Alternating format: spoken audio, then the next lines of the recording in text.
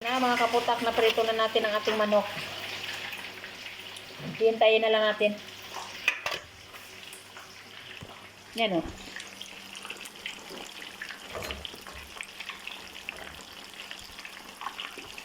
Ang ating manok ay pinalambot na natin sa kanyang mga complete ingredient.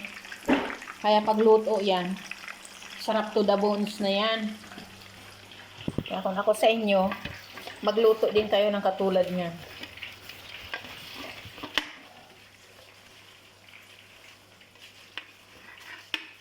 Siyempre, linisin natin ito dahil dito natin ilagay ang ating piniritong manok.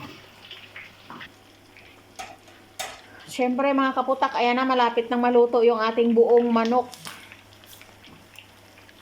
Yan, ano masasabi nyo dyan? Nakarating bang amoy sa inyo? Siyempre, malapit na lang yan.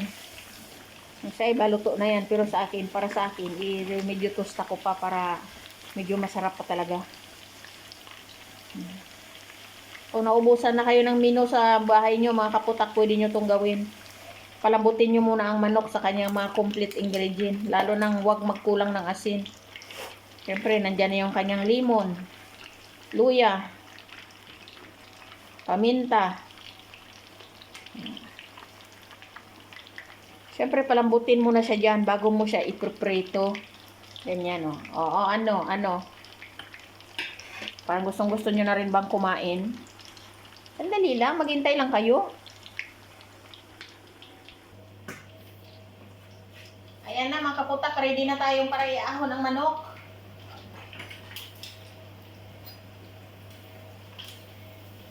Siyempre, pag-ahon mo ng manok, oops, mag-ingat ka kasi tumatalon yan.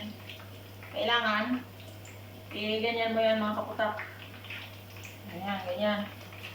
Para lumabas yung mga mantika dyan.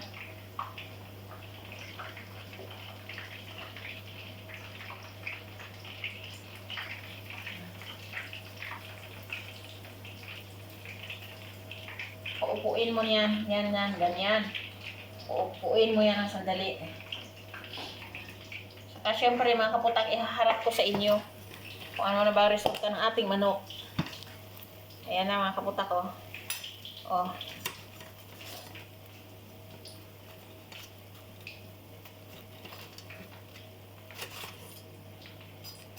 Syempre lahat nakatiyaya na sila. Diyan lang yan. At ipakita ko na sa inyo kung ano na yung mangyayari dyan sa ating manok. Ano masasabi nyo mga kaputak, di ba masarap? Syempre, kailangan na natin tikman ang ating manok.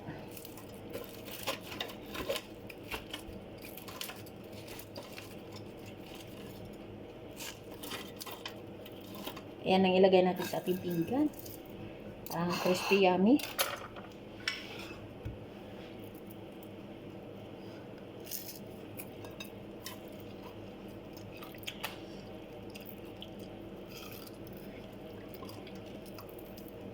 Yummy. Thank you for watching.